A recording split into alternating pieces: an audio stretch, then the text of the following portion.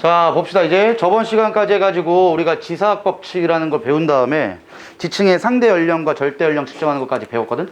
자, 이제 오늘부터 배워야 되는 게 대기와 해양 여기 파트인데 내가 오늘 진도 좀 빨리 나간댔거든. 자, 우리가 지금까지 한 게 여기까지밖에 안 했어. 예, 엄청 조금밖에 못했기 때문에 빨리 나간다. 오늘 대기 파트 다 끝낼 거야. 다음 시간에 해양과 대기 해양의 상호작용 한 번에 다 끝낼 거고 여기 조금 남을 수도 있어. 그 다음에 전체 파트 2번. 오늘부터 4번 남았거든. 4번. 여태까지 4번 했어 벌써. 4번 했는데 여기까지밖에 못 끝냈어.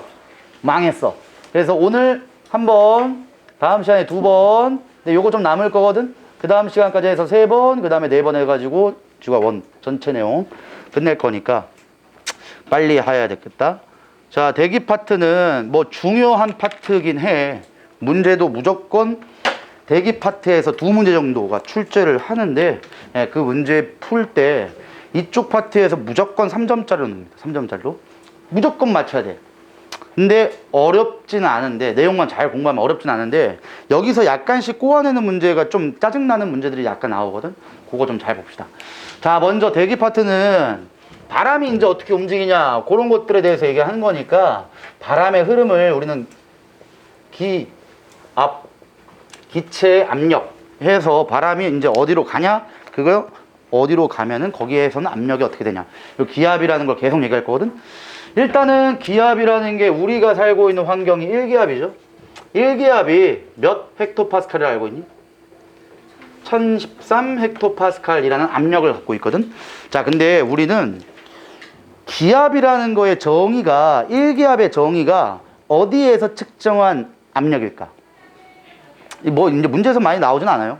근데 1기압의 뜻은 해수면에서 측정한 기압이에요. 해수면에서. 그럼 바다가 있을 때 그 바다 바로 위에의 공기의 압력을 우리는 1기압이라고 정의를 해. 근데 당연히 기체도 질량을 갖고 있는 어떤 물체거든. 그럼 질량을 갖고 있는 물체면 중력이 있어요.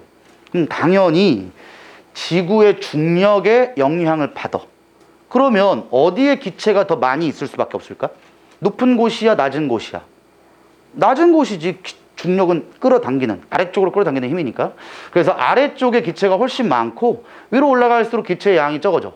그래서 무조건 위로 올라갈수록 압력은 줄어듭니다. 근데 기압이라는 게 그냥 기체 압력이거든. 쉽게 보면은 같은 공간에 기체가 이만큼이 있고 여긴 기체가 이만큼 있대.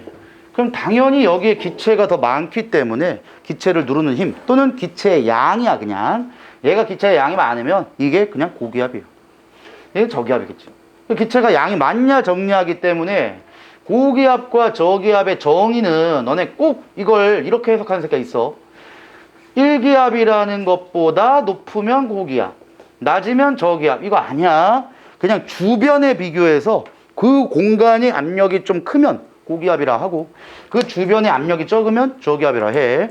그럼 쌤요, 만약에 1010 헥토파스칼인데 이게 고기압일 수도 있어요? 당연히 있는 거야. 굳이 이게 1기압이라고는 하지만 고기압의 정의가 이거보다 무조건 높다 이런 개념이 아니라고. 그냥 그 주변의 환경에 비교해서 압력이 좀 높으면 고기압이고, 주변 환경보다 압력이 적으면 저기압이다. 그 다음 압력은 그냥 단순하게 우리는 생각할 땐 그냥 기체의 양이야. 기체의 양이 많으면 고기압이고 적으면 저기압이고. 나는 이렇게 생각해도 제일 이해가 쉽거든. 뭐냐면 고기압은 다른 곳에 비교해서 기체의 양이 많아야 되잖아. 그럼 어떻게 하면 기체의 양이 많을까? 어떻게 하면? 관점을 2가지로 보면 돼. 얘네들 주변에 이렇게 있을 때 전체 중에 여기의 환경이 좀 더 기체의 양이 많은 거예요. 같은 공간으로 봤을 때 여기 공간에는 그닥 많이 없고 여기도 별로 없는데 여기만 많아. 그럼 주변의 환경에 비해서 여기가 고기압이다 라고 얘기할 수 있거든. 근데 왜 여기에 압력이 더 많을까? 쉽게 생각하면 이거 내가 분명히 기체 분자도 한 덩어리를 했거든.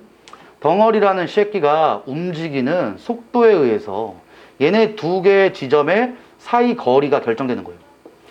그럼 움직이는 속도가 빠르면 빠를수록 한 입자의 속력이 빠르면 주변에까지의 거리가 더 가까워야 될까 멀어야 될까?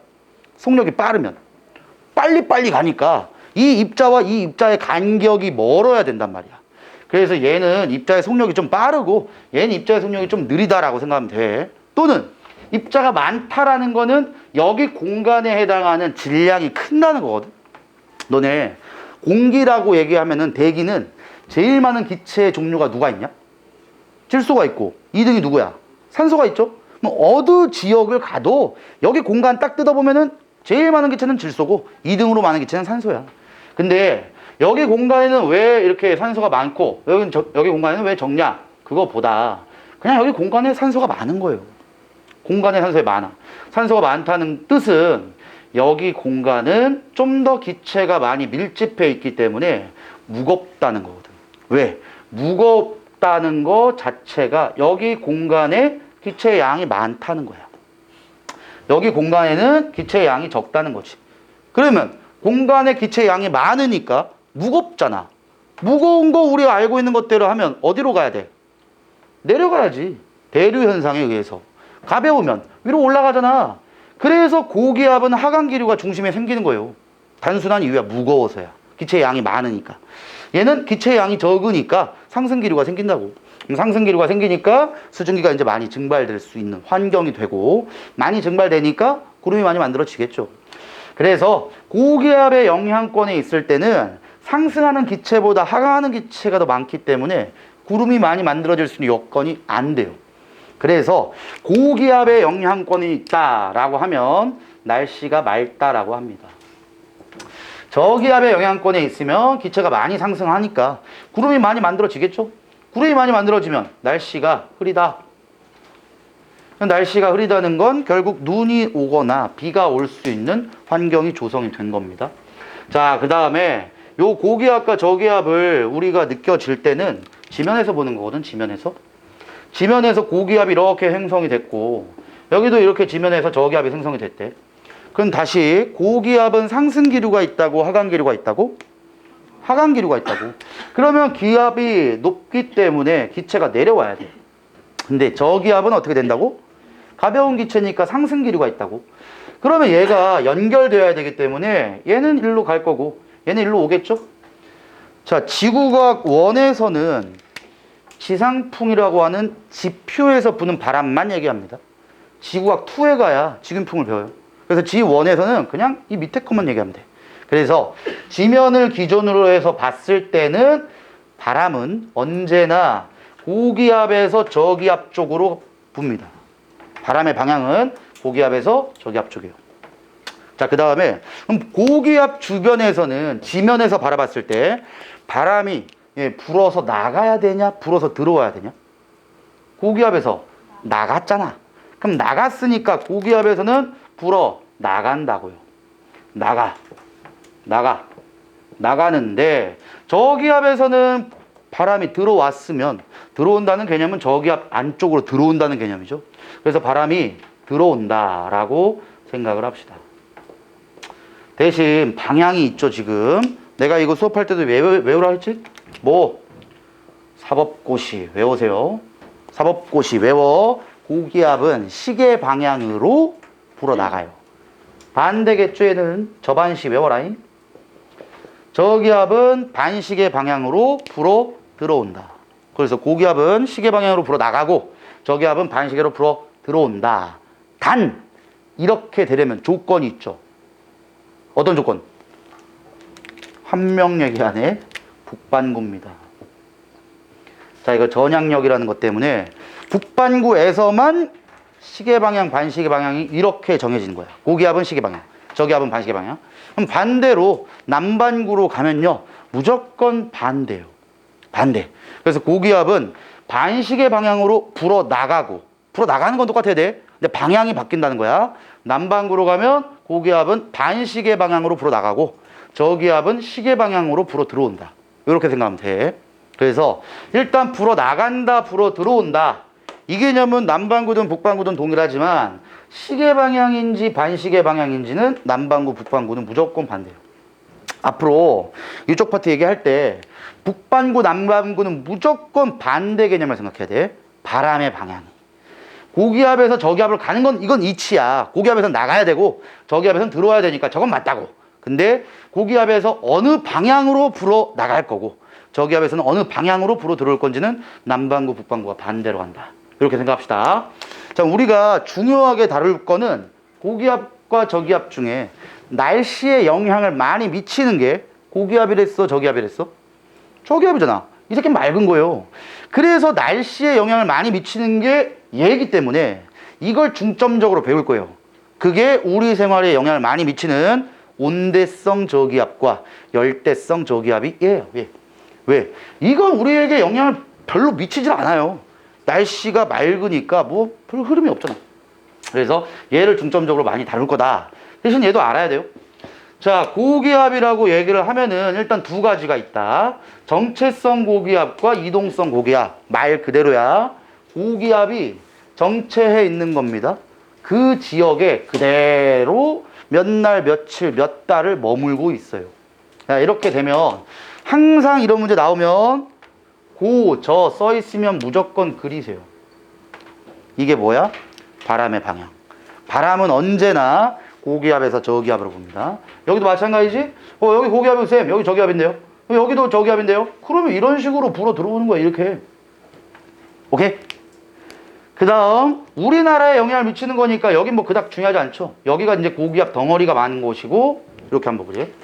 고기압 덩어리가 이렇게 있다고 치고, 저기압 덩어리가 이렇게 있는 거니까 결국 우리나라에는 이런 정도의 바람이 영향을 미칩니다. 또 가끔가다 또 이렇게, 쌤, 이거 고기압 덩어리 크고 저기압 덩어리 크면 이렇게 영향을 미칠 수도 있죠. 뭐 그럴 수도 있어.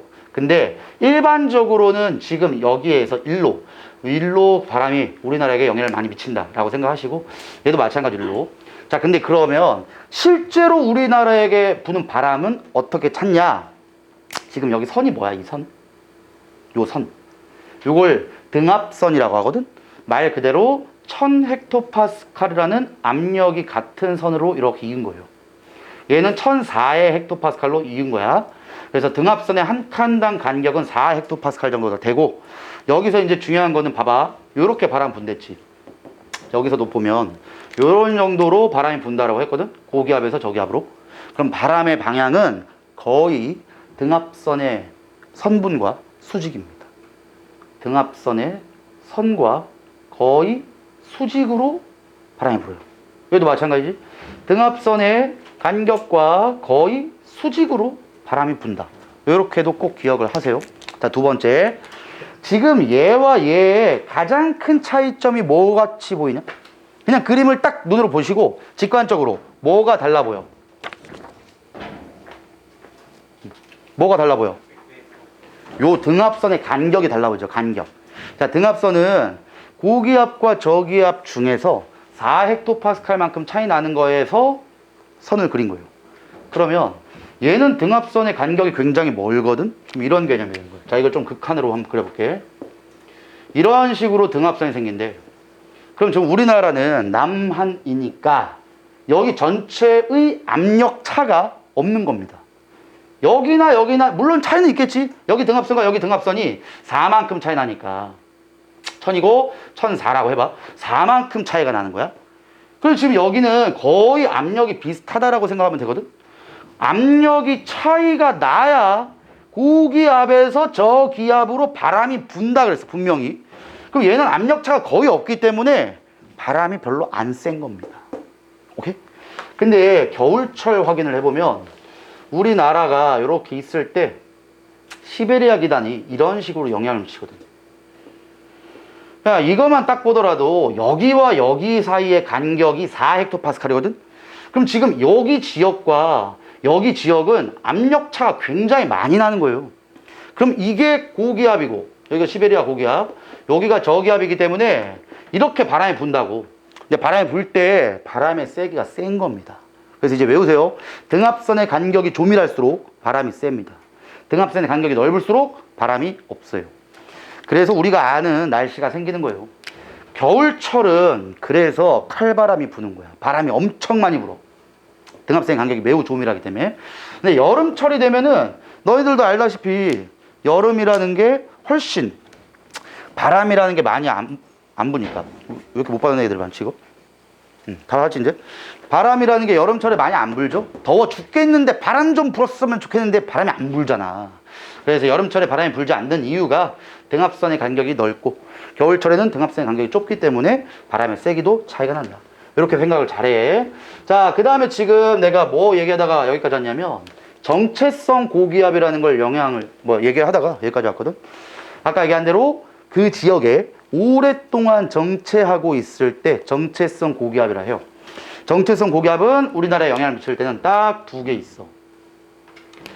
겨울철에 우리나라의 날씨는 언제나 우리가 아는 것처럼 매우 춥고 건조한 날씨가 지속이 되는데 여름철에는 어떤 날씨가 계속 지속되냐? 날씨가 개 덥고 습도도 개 많잖아. 그 옆에 이렇게 붙이면 진짜 끈적끈적하고.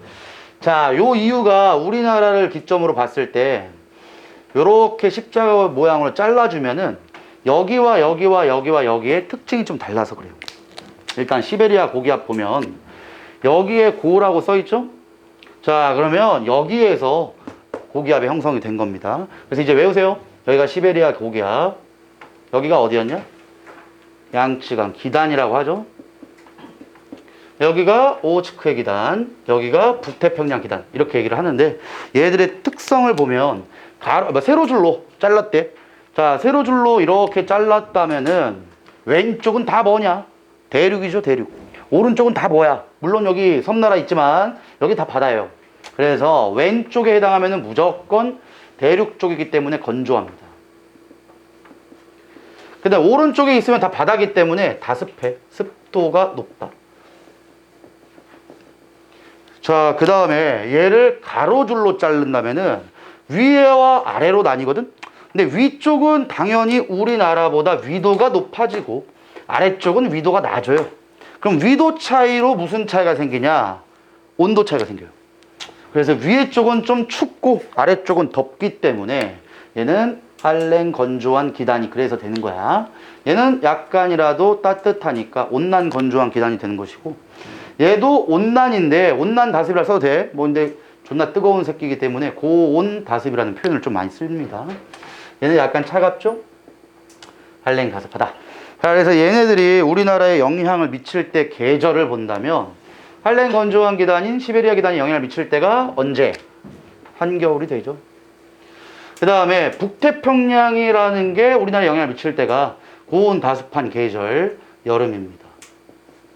자, 근데 얘네 두 개만 정체성 고기압이라고 하고 얘네 두 개는 이동성 고기압이라고 하거든. 말 그대로야. 오랫동안 머무르는 고기압 두 개가 얘입니다. 너희들도 알다시피 한겨울과 한여름에는 그 날씨가 계속 지속이 된단 말이야. 지금도 계속 춥고 건조하잖아. 비도 별로 안 와요 지금. 눈 언제 왔냐? 한동안 많이 오다가 지금 안 오잖아. 건조한 기단에 영향을 받기 때문이에요. 근데 이동성 고기압이라고 얘기를 하면은 말 그대로 고기압이 여기에는 일단 있는데 얘 가만히 있는 게 아니에요. 왔다 갔다 움직여. 그래서 이동성 고기압이라 하는 거야. 근데 이동성 고기압이 생성되는 원인이 시베리아 기단과 같은 정체성 고기압에서 떨어져 나온 일부가 떨어져 나와서 생성이 되거나, 그 다음에 이제 작은 규모의 고기압, 이것도 이동성 고기압이라고 합니다. 그래서 얘 보면은 고기압이 굉장히 크게 발달되어 있거든. 근데 여기는 고기압이 그닥 크게 발달되어 있지 않죠. 아니 쌤 큰데요? 기압을 봐봐.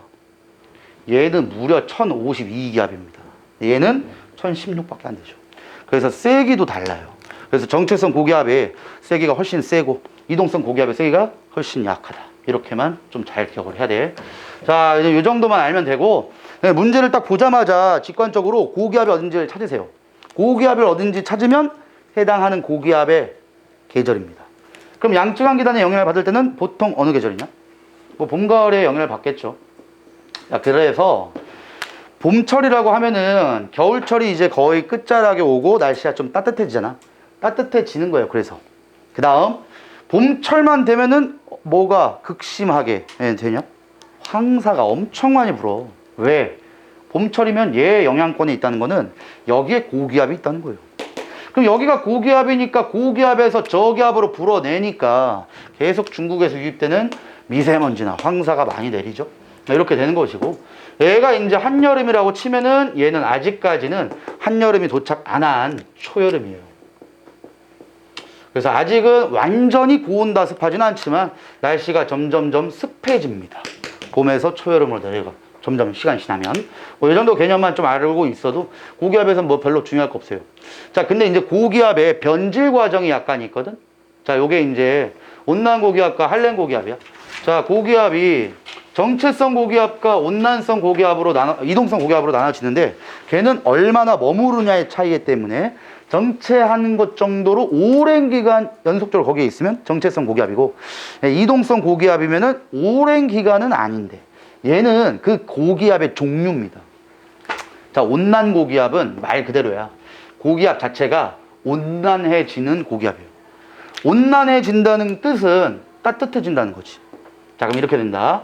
가장 대표적인 온난 고기압, 요게 우리나라에 영향을 미칠 때가 북태평양 고기압이에요.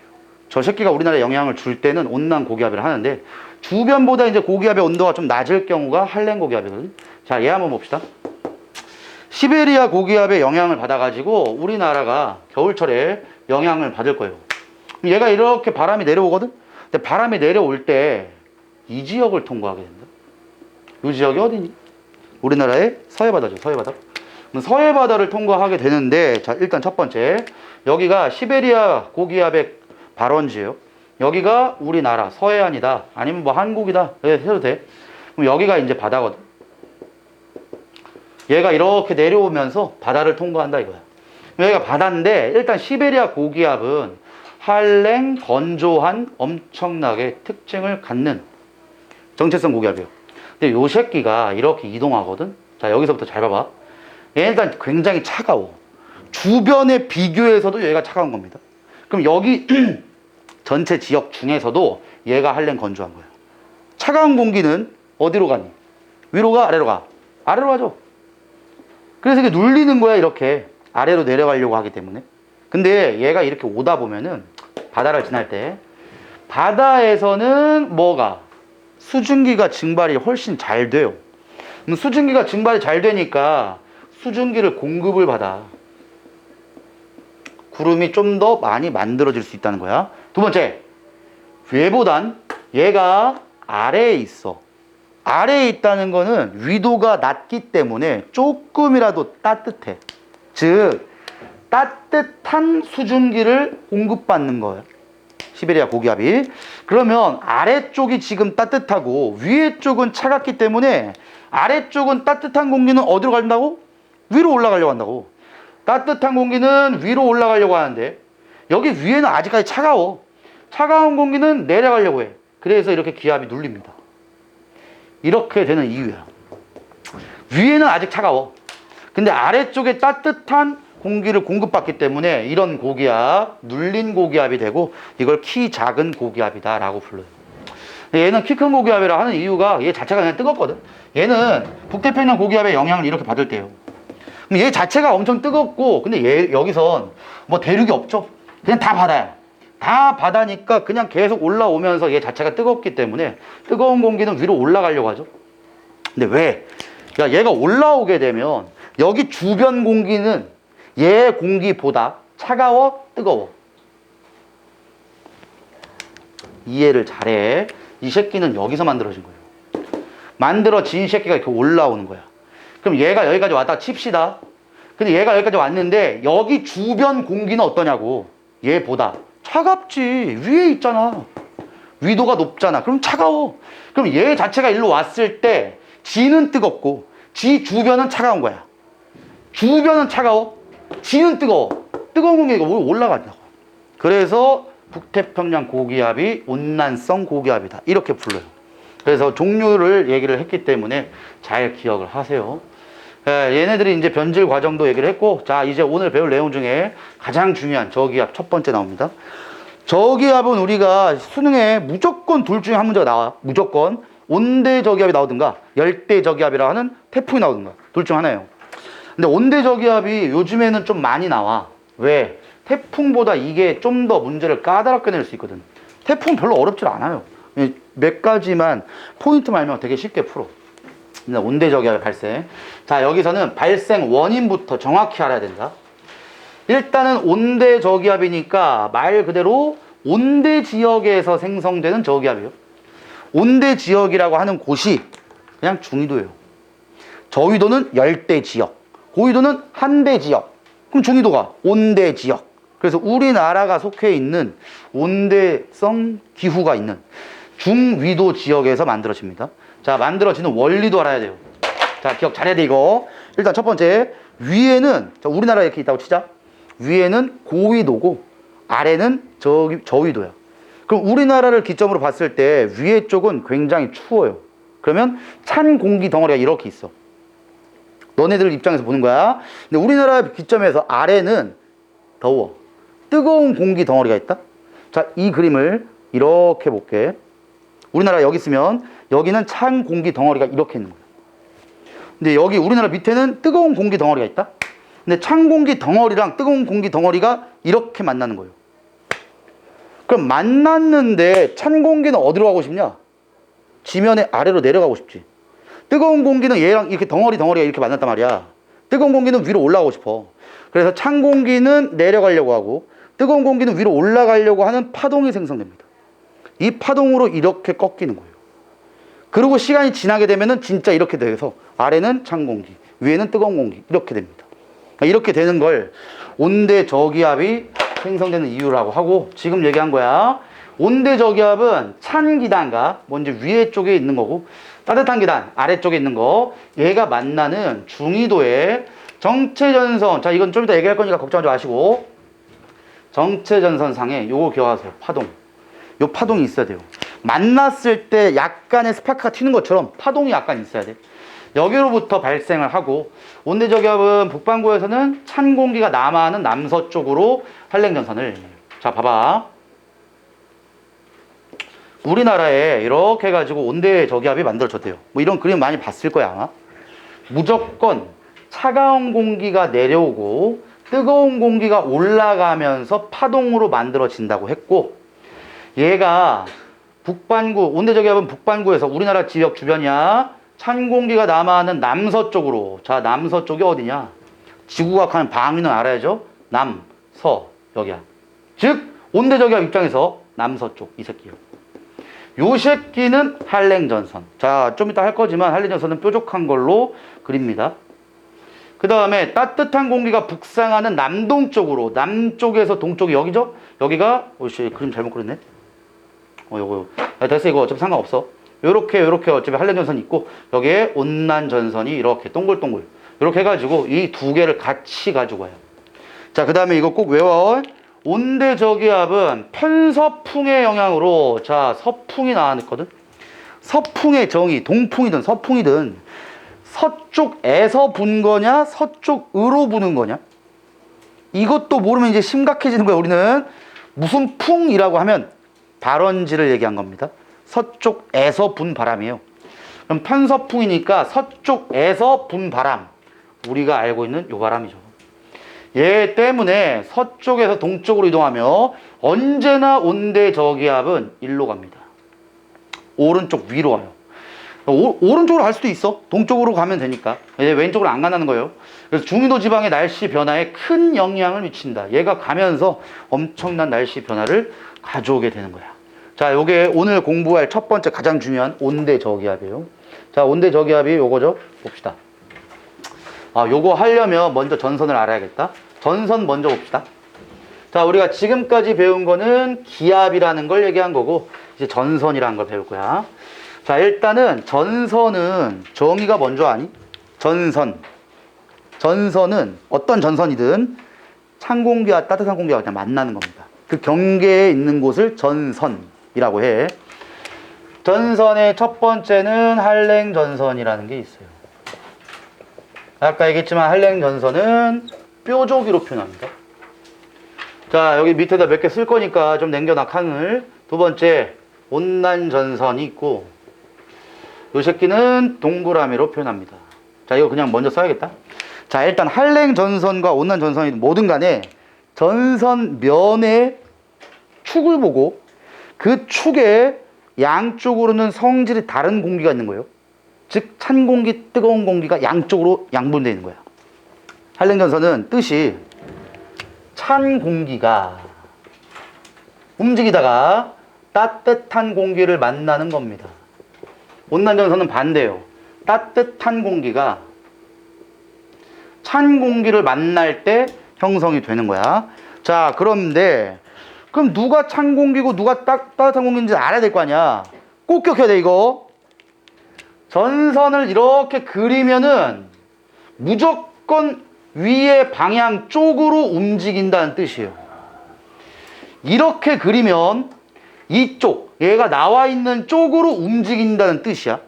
이거 먼저 알아야 돼. 한랭전선이든 온란전선이든 움직이는 방향으로 설정해 주는 거예요. 이 표현을. 그럼 지금 얘나 얘도 이쪽으로 가는 거야, 지금 이렇게. 오케이? 자, 그 다음에 방향 설정에 쓰면은 어떤 공기가 가다가 만났냐. 그만 하면 돼. 한랭전선은 찬 공기가 가다가 따뜻한 공기를 만나는 거예요. 그럼 얘가 찬 공기겠지.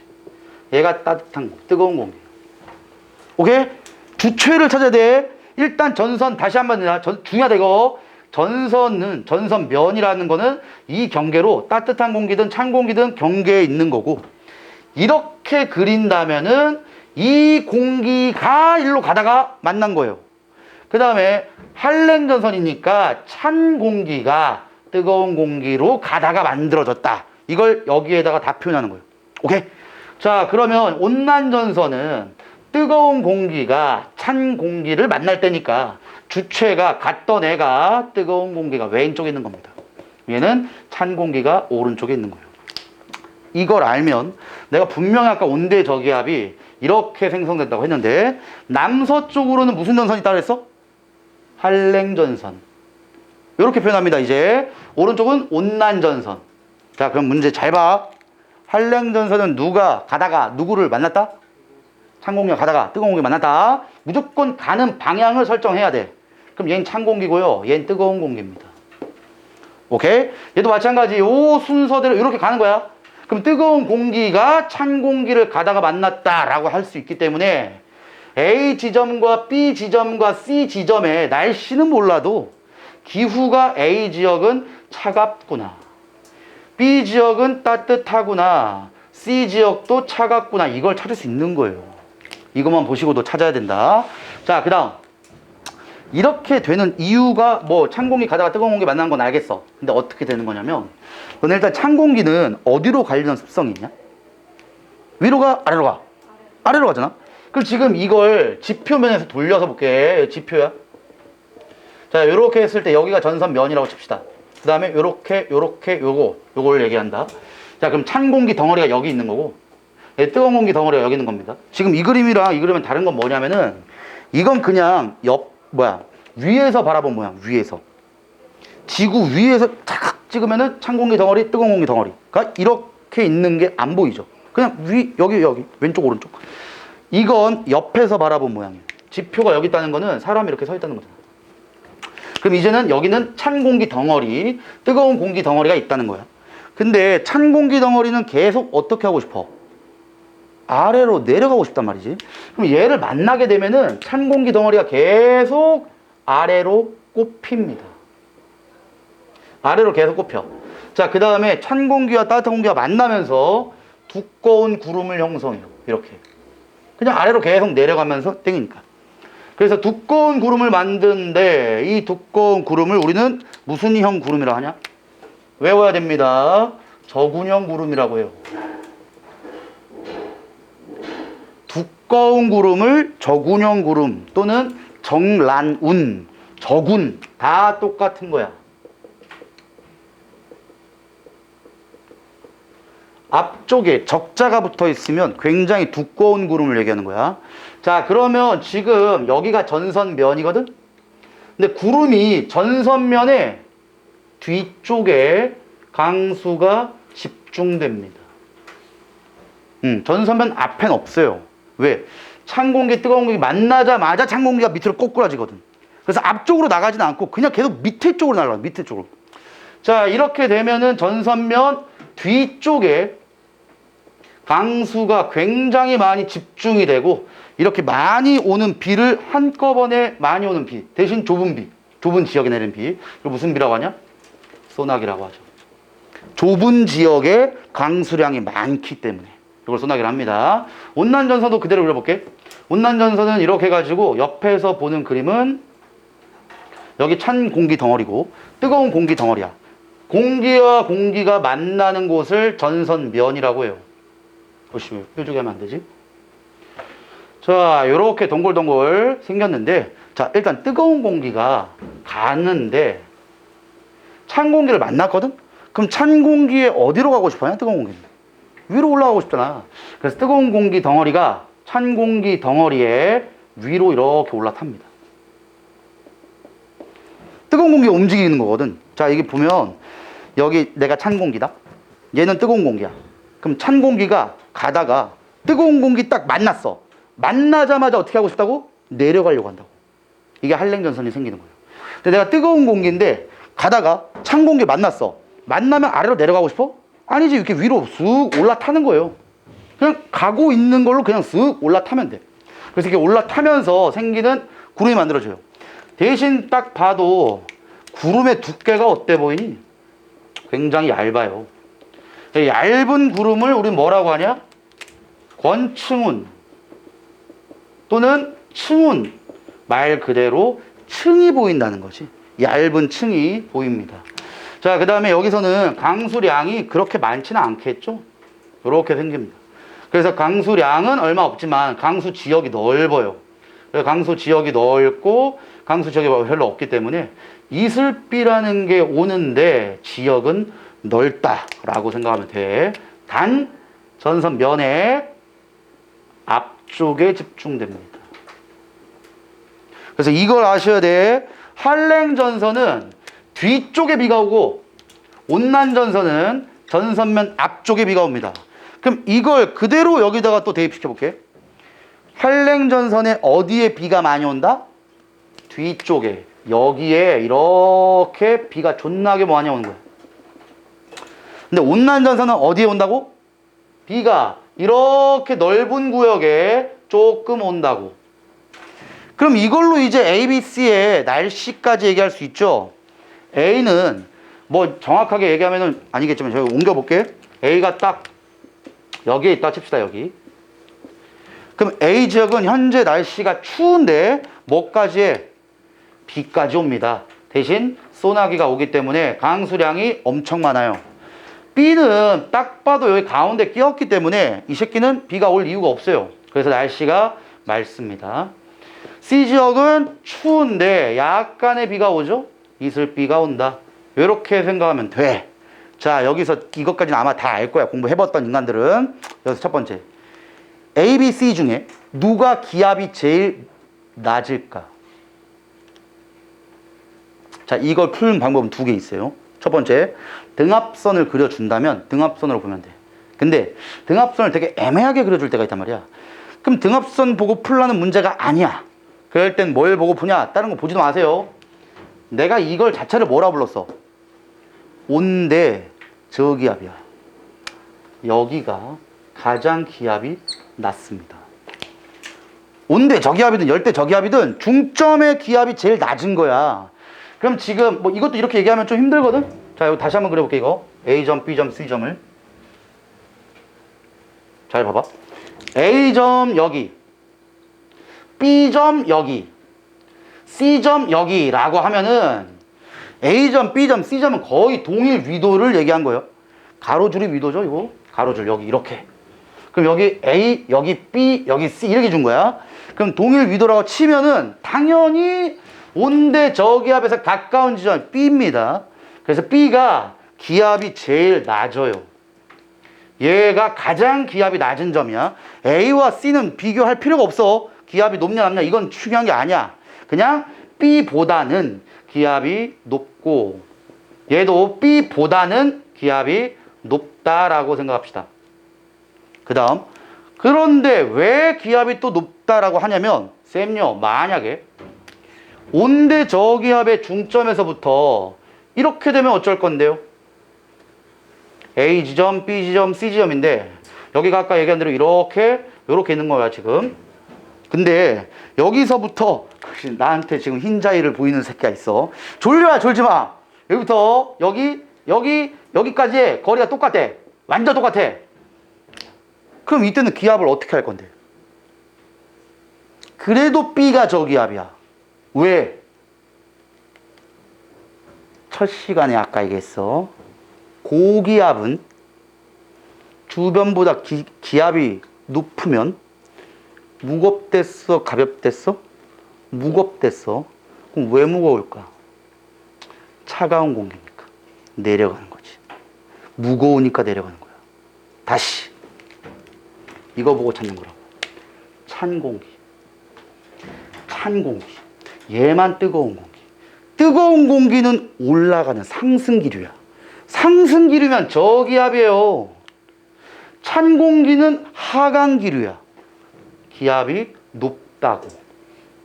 오케이? 다시 얘기해준다. 쌤, 얘랑 얘는요, 이거 비교 안 되니까 A와 C를 비교하는 게 아니라 B에 비교했을 때 A는 기압이 높고요. B에 비교했을 때보다 C도 기압이 높다고. B가 기압이 낮다 말면 돼. 여기서 마지막 풍향까지 말면 돼. 풍향. 자, 저기압이지. 저기압은 북반구 기준 시계 방향이야, 반시계 방향이야? 반시계 방향이야. 반시계 방향. 반시계를 여기서 크게 그려. 저기압의 중심에서 반시계를 크게 그려. 그럼 반시계가 이렇게 되는 거죠, 이렇게. 그지? 이걸 그대로 그려. 반시계.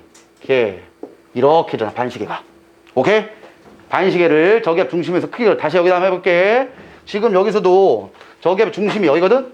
그럼 이렇게가 반시계 방향이니까 반시계 이렇게 그리면 된다고. 오케이? 자, 그러면 지금 A 지역은 어떤 풍이 분다라고 할래? 자, 항상 바람을 이렇게 잘라요. 동서남북을. 발원지를 읽어주면 되는 거예요. 그럼 무슨 풍이 분다? 북서풍이 분다. 얘는 어떤 풍이 분다? 남쪽과 서쪽에서 부니까 남서풍이 불구나. C는 여기서 이렇게 되면 되니까 요거. 그럼 여기랑 여기에서 시작된 거니까 뭐다? 남동풍이 분다. 이렇게 하면 돼요. 자, 이게 끝이 아닙니다. 이게 시작이에요. 이걸 알아야 이제 시작할 수 있어. 이걸. 자, 문제가 있다. 이 온대성 저기압은 가만히 있지 않는다고 했어요. 무조건 움직입니다. 근데 우리나라 기점을 통과할 때는 무조건 편서풍의 영향 때문에 어디로 간다? 정확히는 몰라도 동쪽으로 갑니다. 근데 동으로 진짜 갈 수도 있는 거고 약간 북동으로 갈 수도 있는 거고 그건 몰라요. 근데 어쨌든 약간 동쪽이야. 그러면 이 그림을 다 지우고 잘 봐. 원래 최초의 상태가 여기에서 여기가 A 지점, 여기가 B 지점, 여기가 C 지역이거든. 자, 시간이 지남에 따라서 이 온대 저기압이 어떻게 된다고? 움직인다고. 오른쪽 위로. 자, 그래서 여기까지 갔다고 칩시다. 중점이. 그럼 얘가 이렇게 될 거지. 자, 그럼 여기서부터 문제야. B 지역은 어떤 날씨에서 어떤 날씨처럼 변하는 거냐? B 지역이라는 곳은 원래 가운데 낀 지점이었단 말이야. 까만색에서. 그럼 가운데 꼈으면 이게 B 지역의 현재 모든 날씨예요. 근데 시간이 좀 지나가지고 가게 되면 B 지역은 어떤 전선이 통과하게 돼? 분명히 내가 오른쪽이 한랭 전선이고 왼쪽이 온난 전선이라 했거든? 그럼 지금 니들이 그려보면 돼. 이게 쭉 가면 어떤 전선을 B가 통과했어? 얘가 통과된 거 아니야? 이건 이미 여기서 B 지역은 이건 일로 가는 거야. 이건 한랭 전선이 얘죠. 얘가 일로 가니까 B가 통과가 되겠지. 그래서 B 지역은 어떤 전선이 통과해? 한랭 전선이 통과되는 거야. 한랭 전선이 통과되고 B 지역은 어느 지역처럼 변하게 돼? A 지역처럼 변하죠. 빨간색에서 봐봐. 빨간색에서 B는 여기에 위치하잖아. 한랭 전선 뒤쪽에. 그럼 여기에 A와 날씨가 똑같아지겠지. 그래서 B 지역은 시간이 지나면 A 지역처럼 변합니다. 오케이? 자, 그럼 C 지역을 볼게. C 지역. C 지역은 원래는 까만색 그래프야. 까만색 그래프에서는 여기에 있었으니까 여기 있죠. 근데 시간이 지나면 어떤 전선이 통과돼? 온난 전선이 통과하지. 왜? 지금 요게 온난 전선인데 여기 이 전선이 여기까지 가죠. 이렇게 되니까 C 지역을 통과하게 되는 거예요. 그럼 C 지역은 온난 전선이 통과했을 때니까 B처럼 변합니다. 근데 시간을 좀 더 줘봐. 그럼 얘가 더 가거든? 그럼 이제는 여기까지 갈 수 있다는 거지. 그럼 이제는 드디어 C가 어느 전선을 통과하게 돼? 한랭전선이 통과하죠. 그래서 C 지역의 날씨 변화를 물어볼 때 제일 나머지 건 다 똑같아. 근데 제일 먼저 너희들이 알아야 되는 게 기압 변화입니다. 기압 변화.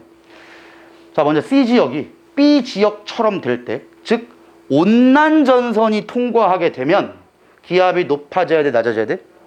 낮아집니다. B가 기압이 낮다 그랬어.